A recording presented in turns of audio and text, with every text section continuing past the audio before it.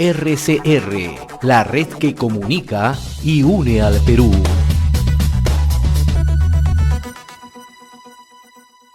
Y hasta ahora queremos tomar contacto con el doctor Herbert Cuba García, especialista en política de salud pública, columnista del portal El Montonero, columnista habitual también de RCR los fines de semana. Qué gusto saludarlo, doctor Herbert Cuba, muy amable como siempre. Buenos días y un saludo a través suyo a todo el país. ¿Cómo está analizando toda esta situación que se está generando en el sector salud, ¿no? Ayer ya se oficializó a través de una carta la renuncia de la directora general de inmunizaciones del MINSA, Gabriela Jiménez, ¿no? Y también, ¿no?, usted en su último artículo del Montonero señala que hay mucho populismo, nuevas medidas sanitarias, ¿no?, que se están adoptando, ¿no? Estamos nuevamente en más incertidumbre, ¿no? Y parece ser que el gobierno tiene más que una mirada técnica y científica en el sector, una mirada más política, ¿no? Sí, creo que hay eventos que han ocurrido a lo largo de esta semana que no resuelven, no nos sacan de los problemas que teníamos en el sector salud, sino que se mantiene e inclusive quizás se agrave. Y digo esto porque, por ejemplo, había un problema pendiente que el ministro tendría que resolver, que era evitar el vencimiento de vacunas contra el COVID-19. Este era un primer problema que, como todos sabemos, depende directamente del Viceministerio de Salud Pública y también de la Dirección de Vacunas del Ministerio de Salud, la Dirección General de Inmunización, de la Dirección Ejecutiva de Inmunizaciones. Este era un primer tema.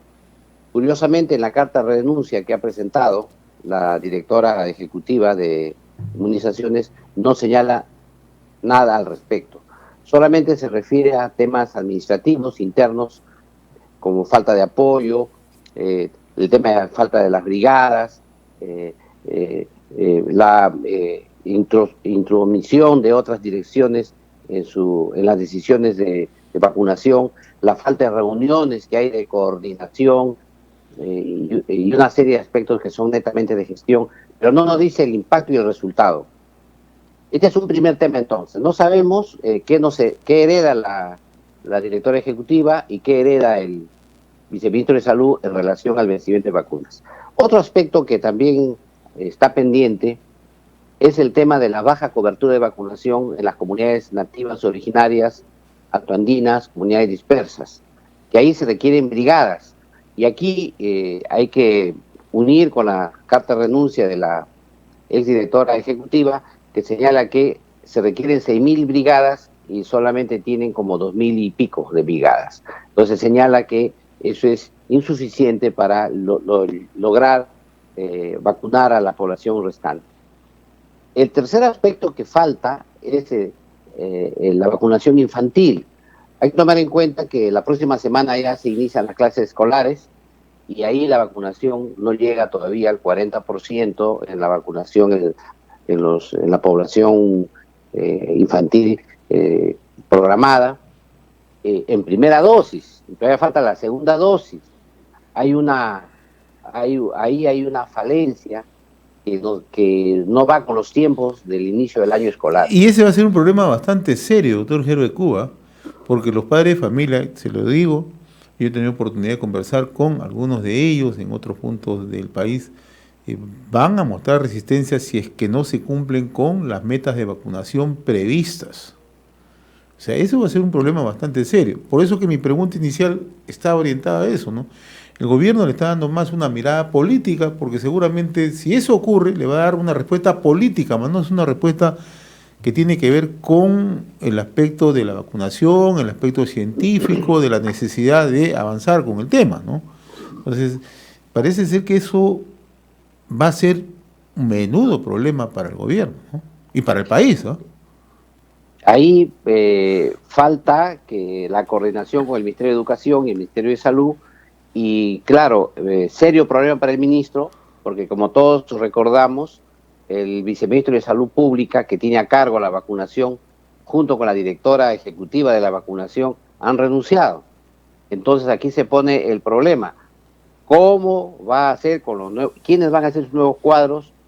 En el caso del viceministro de Salud Pública, aún no ha puesto el reemplazo y el renunciante sigue despachando, inclusive en Palacio de Gobierno con el ministro, en las reuniones que hay, a pesar de haber renunciado. Igual sucede ahora con la directora ejecutiva, va a tener que seguir despachando mientras no le llega su relevo.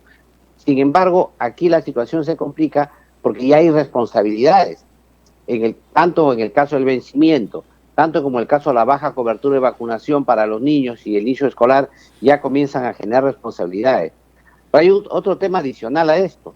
Hay una baja cobertura infantil también en las otras vacunas, que no son COVID, y que también están a cargo de esa misma dirección, y que requieren, por tanto, una adecuada coordinación a nivel nacional, que los equipos funcionen adecuadamente. Ahora, este tema también se une a la falta de vacunación de los adultos. Todavía tenemos una población importante de adultos que no se han vacunado y que requiere estrategias adecuadas para esto. O sea, todo este panorama se da en un momento en que ya había problemas por el tema de si se aumenta o no los aforos a los establecimientos. El ministro, en una forma bastante genérica, dijo en una entrevista, como 5 días antes del Consejo de Ministros, que iba a presentar en el Consejo de Ministros la propuesta de que los aforos sean al 100% en espacios abiertos y cerrados. Eso generó toda una controversia porque, claro, una opinión suelta de esa manera, de un tema tan técnico, sin un estudio previo que lo sustente, generó una serie de críticas de diversos calibres. Desde el punto de vista de la experiencia de otros países, se sabe que cuando uno quiere flexibilizar estas normas, se hacen por etapas.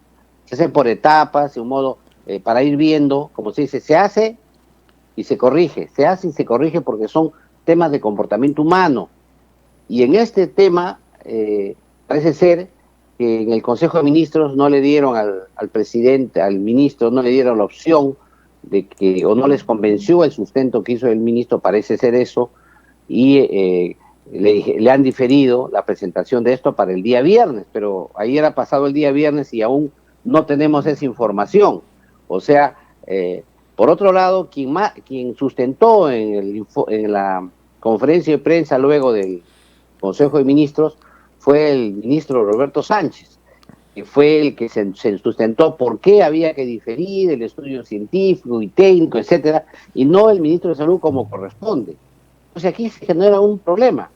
Primero, parece ser que la credibilidad profesional al interior del Consejo de Ministros, sobre todo comunicacional, no está bien vista, pero por otro lado se viola un principio elemental de la gestión entre ministros, es decir, que un ministro no se puede meter en la cartera de otro ministro. Para eso hay un ministro, hay un vocero de cada cartera. Y con la anuencia del presidente del Consejo de Ministros, ¿no? Porque el presidente del Consejo de Ministros dijo, vamos a ver recién el estudio técnico y el viernes vamos a pronunciarnos. Le enmendó la plana en el acto, ¿no? En el acto, y le refrendó al ministro de Mincetur, que es Roberto Sánchez. O sea, esto es algo curioso. En cualquier otra situación, un ministro que se siente de esa manera desplazado, ya era una cuestión para reevaluar tu situación en el gabinete, porque esto no es una anécdota, es un hecho político concreto. Y el segundo tema que hemos visto también, que se ha promulgado el plan COVID 2022. Lo curioso de este plan es que relata una serie de actividades con el presupuesto que la ley del presupuesto le ha asignado al MINSA, o sea, ahí no hay dinero fresco, no hay dinero nuevo. Hay que tomar en cuenta que es una resolución ministerial, por lo tanto no dispone nuevo presupuesto, sino lo que ya tenía, y pone una serie de actividades, 17 problemas detectados y una serie de actividades para resolverlos. Pero ¿qué sucede? Que en estos 17 problemas no se priorizan los problemas esenciales para resolver el problema en el país. El principal de ellos es la fragmentación y la segmentación del Sistema Nacional de Salud, como ya hemos conversado en otro momento sobre este tema, que significa que hay muchos actores de diversas instituciones que no conversan y no concuerdan entre sí para tomar las acciones. Pero por otro lado, tampoco resuelve el tema de la autonomización de los gobiernos regionales frente al Ministerio de Salud en los temas sanitarios. Este aspecto, que debería ser medular en un plan, porque el plan no se hace solo para el MINSA y para los gobiernos regionales, un plan se hace para todo el Sistema Nacional de Salud. Van a tener que acatar lo de salud, sanidades militares, policiales, etcétera. Sin embargo, esto no está claro en el plan.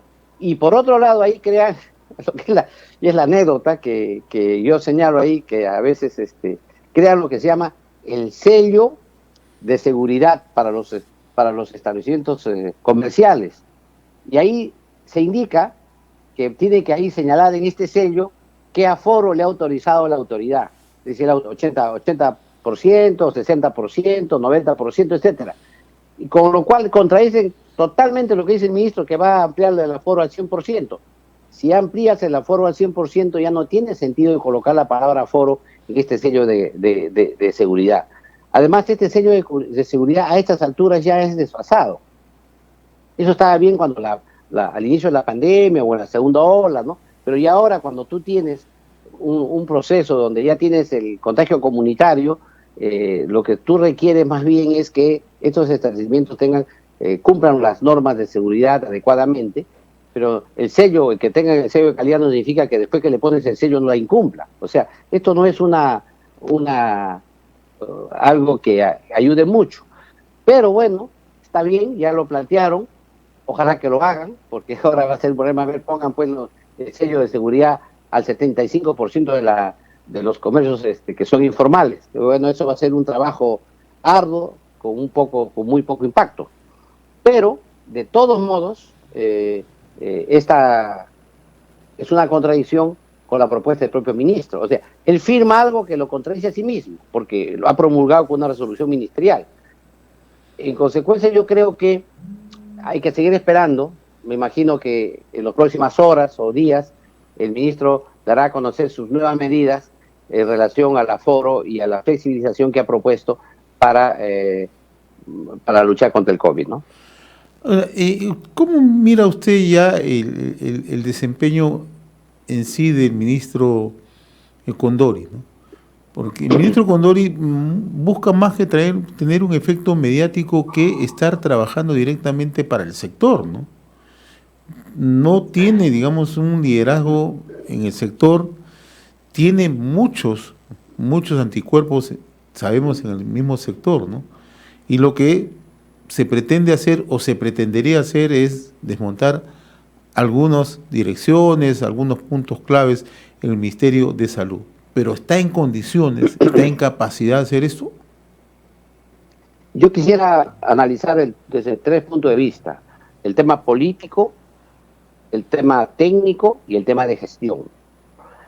En el tema político es obvio que el ministro tiene una precariedad debido a que tiene mucha crítica, no ha logrado engarzar con la clase política y además penden sobre él propuestas de mociones de interpelación y probable censura en el Congreso de la República.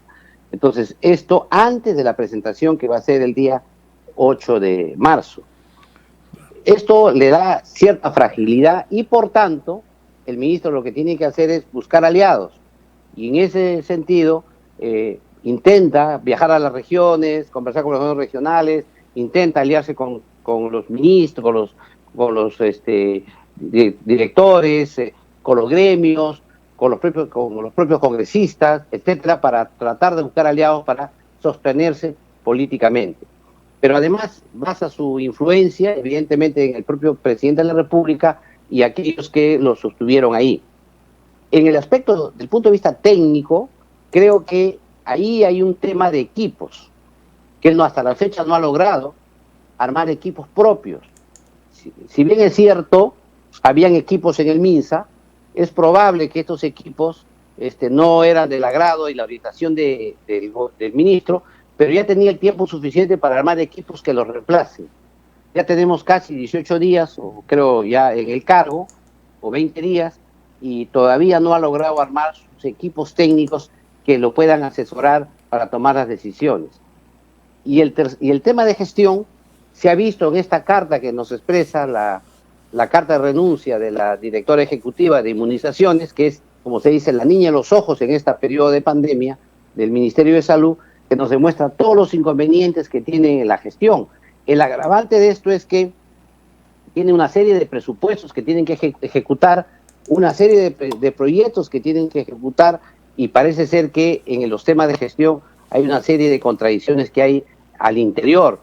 Señala, por ejemplo, ya lo he explicado, pero señala que hay direcciones que intervienen en la gestión de una dirección, no hay reuniones técnicas que le den los lineamientos para poder tomar decisiones, y esto es grave porque finalmente ejecutas dinero, o ejecutas o no ejecutas, y el tiempo pasa. Si no ejecutas, dejas sin atención de salud a la población, y si ejecutas mal, te genera serios problemas con las instituciones de control. Por eso que creo que esos tres aspectos hacen que el ministro tenga que reevaluar su gestión y ver qué puede hacer, porque el tiempo lo está ganando y resulta que convive con los renunciantes, ¿no? Está con el viceministro que ha renunciado, ahora director ejecutiva, el grupo Prospectiva que ha renunciado, etcétera, y no puede reemplazarlos, y eso es totalmente lamentable. ¿Y hasta cuándo se puede aguantar el ministerio así? La gran pregunta, ¿no? Bueno, creo que siempre cuando un ministerio quiere cambiar una orientación estratégica, abandonar lo que se venía haciendo antes para cambiar, sea para mejor o destrucción, o para el tiempo que toma en armar equipos es complicado, porque tienes que convencer a los mejores para que te acompañen en tu gestión. Y creo que, mire usted, al momento de haber una confrontación con los gremios médicos, genera pues que tampoco tengas equipos, porque los gremios médicos en el fondo tienen debajo sus equipos.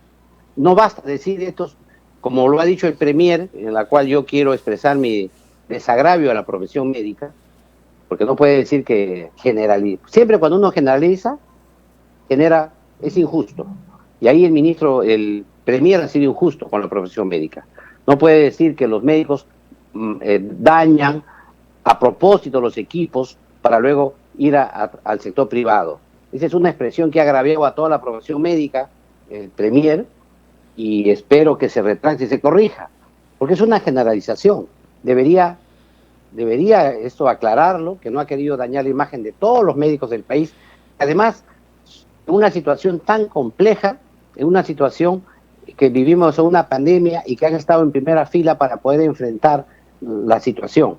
Han habido comunicados en el mismo sentido de los gremios, de los sindicatos médicos, del colegio médico, pidiéndole al Premier que retire esas palabras.